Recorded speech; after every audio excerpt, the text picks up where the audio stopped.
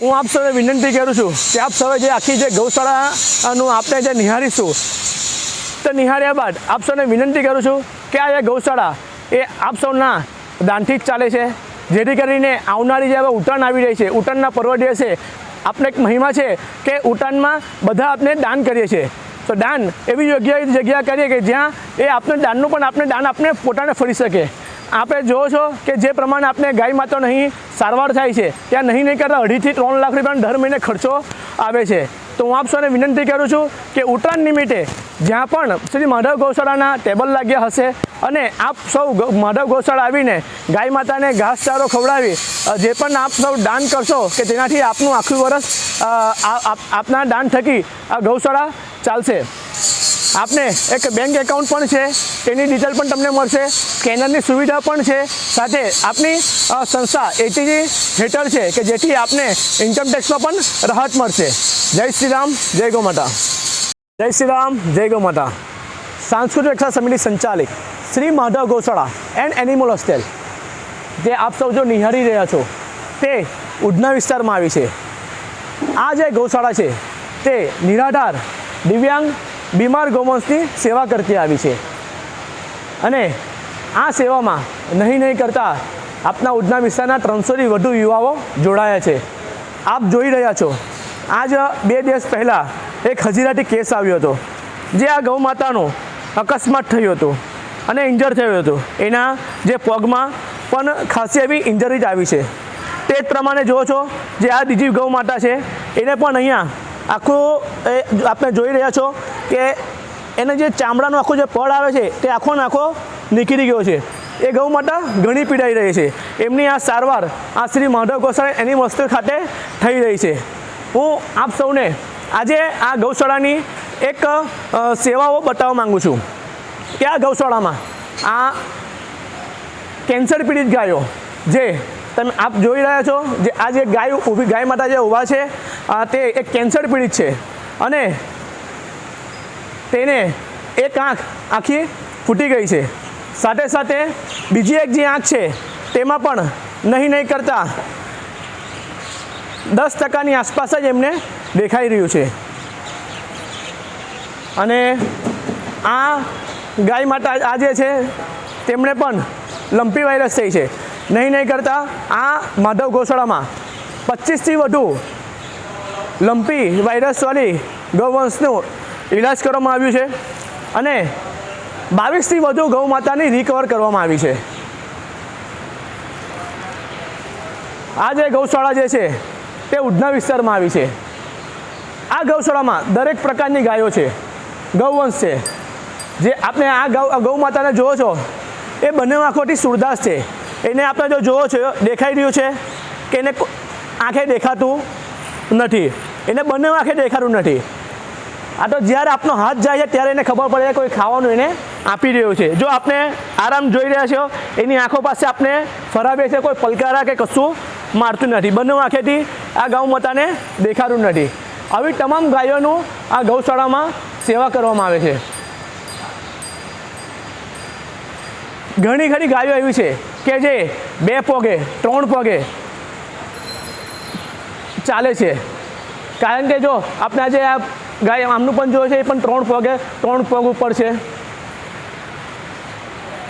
આ જે ગૌ માતાની જોવો છો એમની અહીંયા જો આપ જોઈ રહ્યા છો જે આ ગૌ માતા છે એમની આખી પૂંછડી કૂતરાઓ દ્વારા કાપીને કપાઈ ગઈ હતી અને એમની પણ અહીંયા સારવાર થઈ રહી છે. હું આપ સૌને આપણે એક બીજી વિશેષતા કહેવા માગું છું કે આજે આટલો જે મોટો શેડ છે તે ઉધના વિસ્તારમાં અને કહેવું છું તો સુરતમાં સૌથી મોટો આઈસુ આ શેડ માધવ ગૌશાળા દ્વારા બનાવવામાં આવ્યો છે. અને સાથે સાથે આપને ગૌશાળાનું ઓપરેશન થિયેટર પણ હું બતાવવા માગું છું આપ સૌને.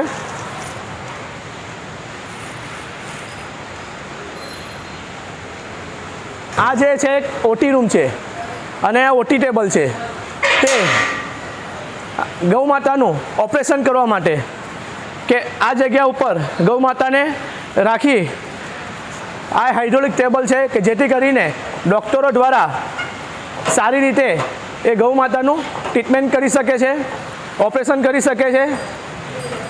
આ એક ઓટી રૂમ બનાવવામાં આવ્યો છે, ઓપરેશન રૂમ. આ ગૌશાળાની વિશેષતા હાલ તમને બીજી પણ બતાવવા માંગુ છું.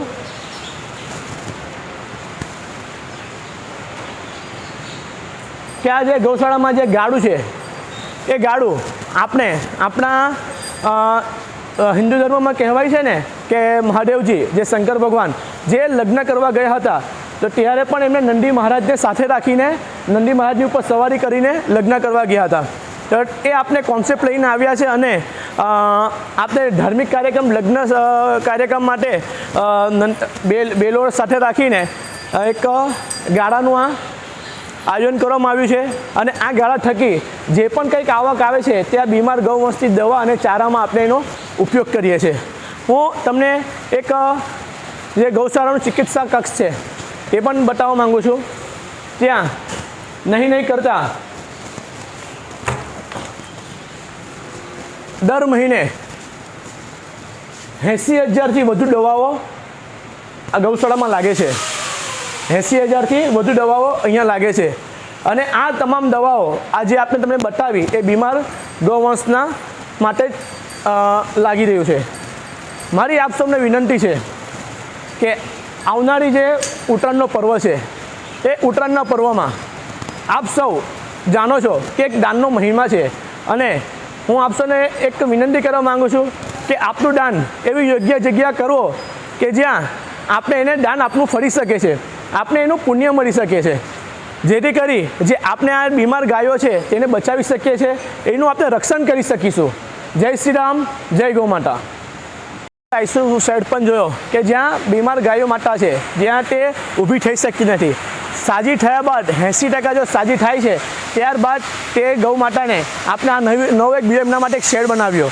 તે 80% સારવાર થયા બાદ આ ગૌ માતાને આપણે અહીંયા લાવીએ છીએ અને એમને અહીંયા પણ સારવાર કરવામાં આવે છે.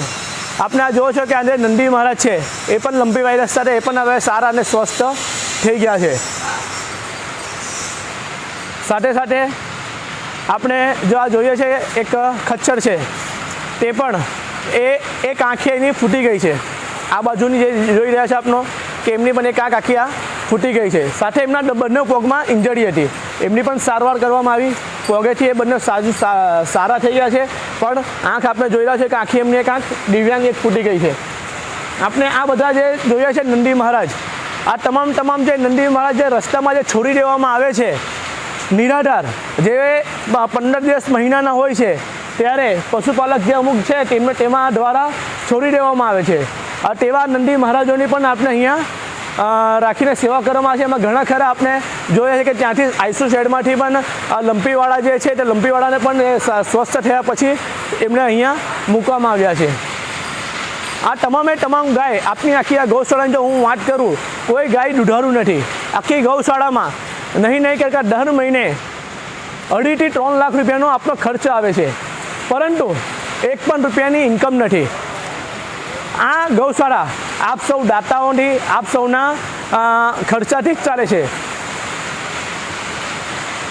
હું વાત કરું કે ઉધના વિસ્તારના અને અલગ અલગ આપણા પાંડેસરા, લિંબાયત વિસ્તારના નહીં કરતી 300થી વધુ યુવાઓ જોડાયા છે. અને તે યુવાઓ દ્વારા દર અઠવાડિયાની આપણે ટીમો બનાવી છે, 14 ટીમો બનાવી છે. સોમવારની, મંગળવારની, બુધવારની એવી રીતે અલગ અલગ વારોની ટીમ બનાવી છે. અને એમના દ્વારા અહીં ગૌ માતાને ચારો આપવાનું, પાણી આપવાનું, સફાઈ કરવાની તેવી બધી કામો કરવામાં આવે છે. આજે આપણે બીજો એક જે નવો ત્રીજો શેડ છે, પહેલાં એક આઈસુ શેડ આવ્યો, પછી બીજો એક શેડ આવ્યો, ત્રીજો શેડમાં આવ્યા. હવે આપણે એ શેડમાં પણ જોઈએ છે કે શેડમાં પણ નહીં કરતા તમામ નંદી મહારાજ છે. અમારે એકેય ગાય નથી, આ બધા નંદી મહારાજ છે. આ બધા જે નંદી મહારાજ છે એ અમારા ગૌસેવકો, કોઈ પણ ગૌસેવકો દ્વારા ફોન આવ્યો કે અમારી સોસાયટીમાં 15 દિવસનું બચ્ચું એક ફરે છે, એને ખાવાની તકલીફ પડે છે. આપણે પણ વિચારીએ કે 15 દિવસનું જે બચ્ચું હોય છે એ દૂધ જ પી શકે માત્ર, પણ અમુક જણના કૃત્યના કારણે આ નંદી મહારાજને રસ્તામાં છોડી દેવામાં આવે છે. તેઓને અહીં લાવીને ગૌશાળામાં ભલે દૂધ નથી પણ બહારથી પણ તબેલામાંથી નહીં કર 80 રૂપિયા લીટર દૂધ લાવીને પણ આ ગૌવંશને અમે દૂધ પીવડાવીને આજે સારા એવા મોટા પણ થઈ ગયા છે અને બચાવી પણ લીધા છે. ઘણા ખરા એવા જે ગૌવંશ છે કે જે કતલખાનામાંથી પણ છોડાઈને લઈને આવ્યા છે. તે ગૌવંશની પણ અહીંયા કતલખાનામાં કેવી ગૌવંશો જતા હોય છે. આપ સૌને પણ જાણો છો કે જે ગાય દૂધ આપી શકતી નથી. તમે જોઈ શકો છો અહીંયા કોઈ પણ ગાય માતાના આંચલ નથી, કારણ કે આંચલ જે પણ બધી આંચલ ખરાબ થઈ ગયા છે, કારણ કે દૂધ હવે આપી શકતા નથી. મોસ્ટ ઓફ બધી વૃદ્ધ ગાયો છે કે જે રસ્તે રખડતી મૂકી દેવામાં આવી હતી, તે બધી ગાય રસ્તે રખડતી મૂકી દેવામાં આવે છે અને તેનું અકસ્માત થાય છે. અકસ્માત થયા બાદ તેને અમે અહીં અકસ્માત થાય છે, જેથી કરીને હું તમામને વિનંતી કરું છું કે આવો કોઈ પણ અકસ્માત થાય તો અમારો તાત્કાલિક સંપર્ક કરજો, કે જેથી કરીને અમે એમને સારી રીતે સારવાર કરી શકીએ. આપણે જો અહીં આવીએ, આ તમામે તમામ વૃદ્ધ ગાયો છે અને પેલી બાજુ પણ આપણે અહીંયા જોઈ શકીએ છીએ આ બધા નંદી મહારાજ જ છે. આ તમામ નંદી મહારાજ છે. હું આપ સૌને વિનંતી કરું છું કે આવો આપ સૌ એક ગૌશાળાની એકવાર મુલાકાત લો. જય શ્રી રામ, જય ગૌ માતા.